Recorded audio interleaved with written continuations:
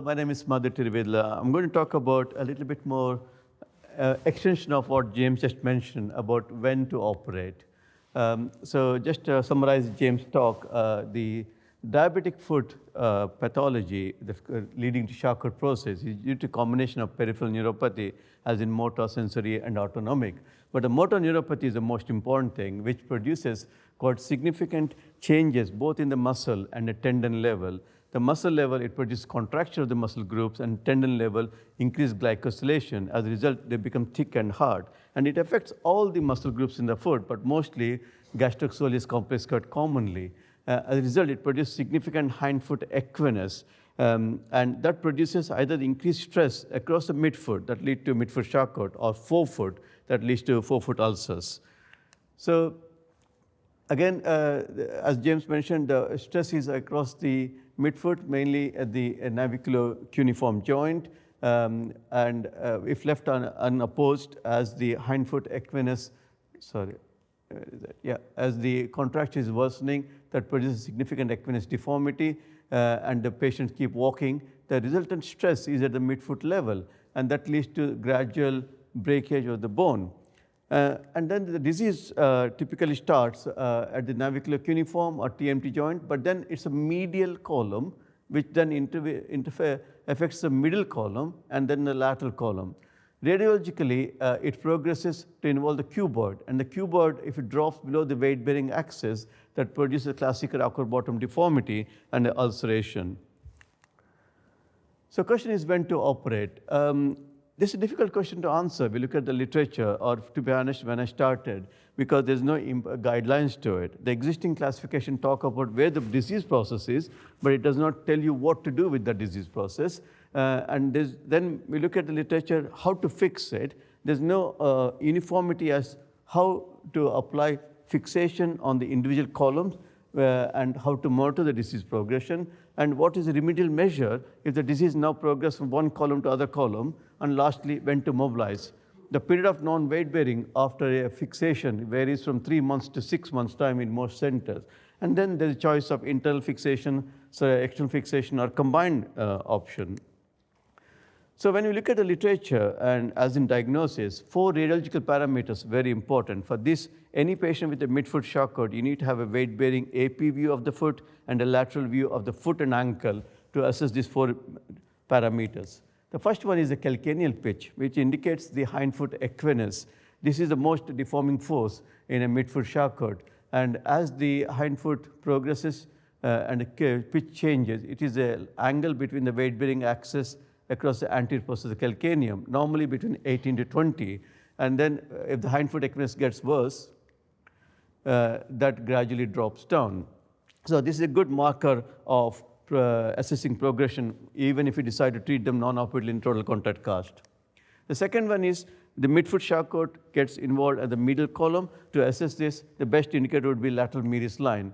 Ideally, it should be straight line with no break. If there's a break, then you know there's a process going on where there's a midfoot break. And lastly, cuboid height. In a way, if the cuboid height drops below the weight-bearing axis, it's not a good news, as the disease now has significantly progressed. We use Salzburn view as well. This is purely because of the associated hindfoot valgus deformity that happens as the disease progresses. This produces significant rotatory moment that involves the middle column, but the lateral column really, the metalwork in the lateral column breaks because of this. So if you got a patient with a flat foot with a hindfoot valgus, that the correction should involve hindfoot subtalar joint as well.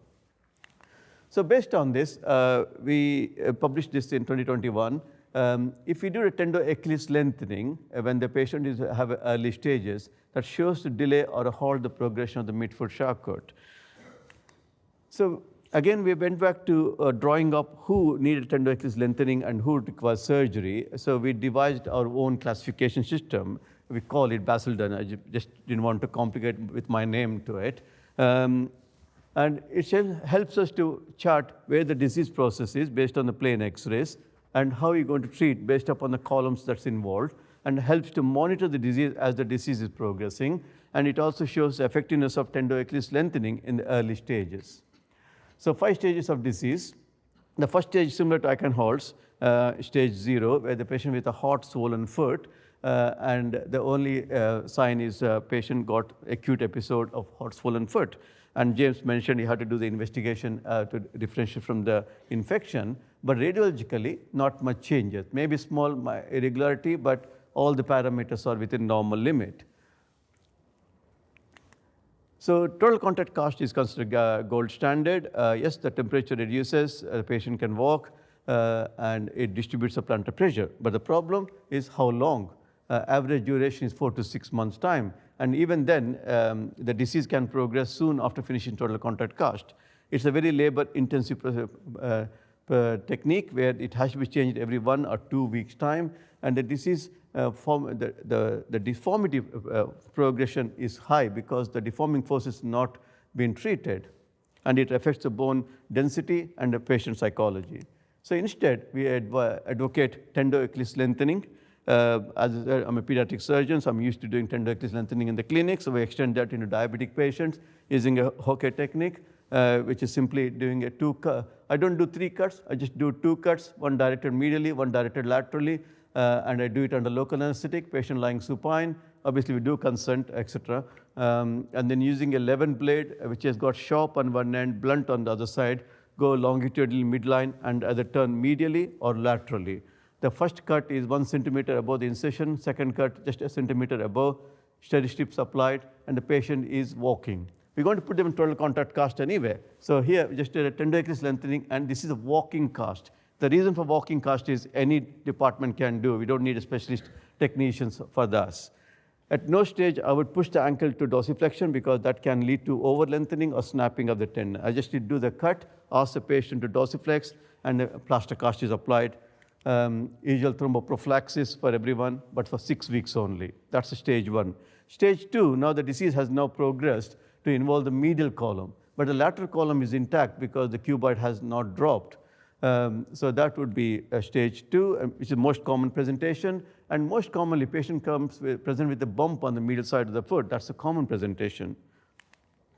And again, treatment, total Tendo-Achilles lengthening, weight-bearing cast for 6 weeks. And then if they're concerned about the bump, just take a MIS burr and shave it off. That's the maximum. And most people get along with it very well. We don't need anything else after this. Obviously, we monitor them on serial X-rays based upon the parameters just described.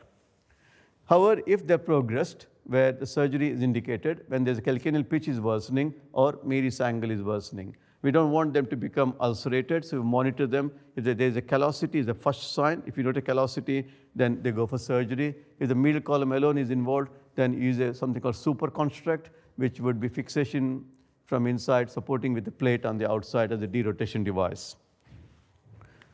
Stage 2B, now the disease has progressed from medial to intermediate and lateral column. I mentioned 2A and 2B purely because we don't know when the disease progressed from middle to middle column unless we did a CT scan. So they're all grouped on that, and we based this on the cuboid height. If the cuboid height is gone below the weight-bearing axis, but still haven't developed ulcer, where they got a classic rocker bottom deformity, the stage 2B. Treatment stage 2B, we did Tendo-Achilles lengthening during pandemic as we didn't have access to theaters. Some of the people did do very well, but most need surgery to stabilize it. I'll come to stabilization in a minute, but surgery would be indicated if the radiology progressing. This is a patient where the patient had a Tendo-Achilles lengthening, and then this is 1 year later on, and this is 1 year later on. As you can see, the disease has stopped progression of that. And then, I'm not sure if this video will work. Yeah, so this is a patient walking by herself at 1 year. So not every patient who have a bad Charcot foot would need surgery if the deforming forces are adequately controlled. Obviously, they all need to be monitored.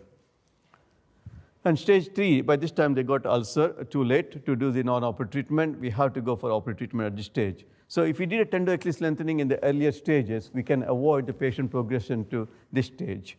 So this stage would require a 2-stage reconstruction. First stage, where we do debridement, like any infection treatment, local debridement, bony debridement, take away the area of infection. We do an MR scan to find out where the osteomyelitis is. Area of osteomyelitis is excised. The bony anatomy is restored. All the angles are restored, as you can see here, and stabilized with a guide wire and filled with local antibiotic substance. cerament, which I commonly use. This is a workhorse for me purely because post-operatively, I rarely treat them with antibiotics more than 1 or 2 weeks on oral antibiotic. I do it on Friday, they all go home on Monday. So no OPAT services, no IV antibiotics after that. Obviously, we monitor them, they monitor CRPs, their wound, and once the wounds have settled down, CRPs have settled down, then I go for second stage procedure. The wires, previously I used to leave it outside as a KY technique, but unfortunately they used to get colonized. So now I bury them, so then the wound's completely healed. So when I start second stage, I remove those wires and then fill with the metalwork to stabilize the columns involved. I would do a CT scan to localize whether the medial column disease, lateral column, and what's the status of the intermediate column is. And if the subtalar joint is involved, then I stabilize that. This, I call it as the triangle of fixation. Post-operatively, they go in a plaster cast, and they non-weight bear only for 6 weeks. After 6 weeks, we let them weight bear in a boot for 4 further weeks.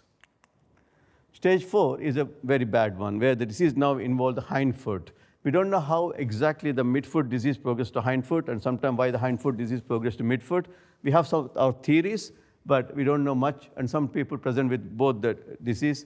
Either they can present with ulcer, because these are very unstable and cannot treat the total contact cast. The malleola gets very infected. Hence, we go for a surgery very early on. There's no role for non-operative treatment with this one. Either for single stage or 2 stage, depending upon the ulcer, but that require involvement of both the hindfoot and the midfoot. I followed some of the American guidelines where they can have a flipper foot, where you can just stabilize the hindfoot and leave the midfoot floppy. Ended up in disaster, because there's so much dorsiflexion that I end up developing an ulcer. So it's good, it looks good on LinkedIn and other social media, but not in the real life. So ideal fixation, we follow the principles of superconstruct, which is basically going from good bone to good bone, taking care of the bad bone in between, fixing in the proper anatomical alignment, and fixing with the strongest possible device. So this is 8 millimeter beam, this is a 7 millimeter, and using the principles of ankle fixation, where you got a compression device and a derotation. This is a compression device intermediary and a derotation device outside.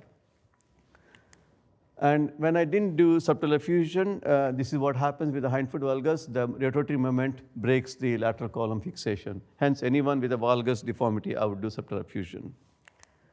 Now, question is internal, external combined. Internal, all good. Everything is inside. You can't see outside anything from outside. You can fix the individual columns appropriately, and it helps patient psychology because they can't see anything from inside, and they go in a plaster cast. All good. But bad because it's a big incisions. The incision extends almost of the whole of the medial column and lateral column. And if the soft tissues are not taken care of, they would lead to metalwork wound healing problem and exposed metalwork. And if you stabilize the medial and lateral column and haven't stabilized the intermediate column, that will drop down because there's no support there. And if the foot is too stiff, the ankle gets involved, so the progression of the Charcot is common after midfoot Charcot. X-fix, good, small incision, and clever people like Hemant can deformity correct it on the frame, and that'll be quite good. And it stabilizes all the columns very well. Patient can walk early. Bad things, pin site infection can happen, can be controlled. Osteomyelitis is very rare, unfortunately. It's cumbersome to manage because we need a lot of people in the clinic, family support, etc., and affect psychology. Significant problem, longer period when you're doing a deformity-assisted, frame-assisted deformity correction, the non-weight-bearing period is quite long, often up to 7 months' time. And periprosthetic tibial fracture, especially the top ring, is a problem where most of the changes happen, and they start complaining of either pin site infection or fracture at this stage. So this is what we do. We combine both, take the advantage of internal and external fixation. So obviously stabilize the foot, both internal fixation and the wire frame on top of it. Advantage, they're walking on the foot almost right away. So I do it on a Friday. By Monday, I see them in the clinic, adjust the frame a little bit, and they go home on Monday. So that's one advantage of that. And the frame is only for 6 weeks' time. After 6 weeks, you take the frame off, and then they go in a walking boot, a walking air-cast boot type of device. So this is how I do it. Just briefly talk about it. So obviously, this is a midfoot Charcot.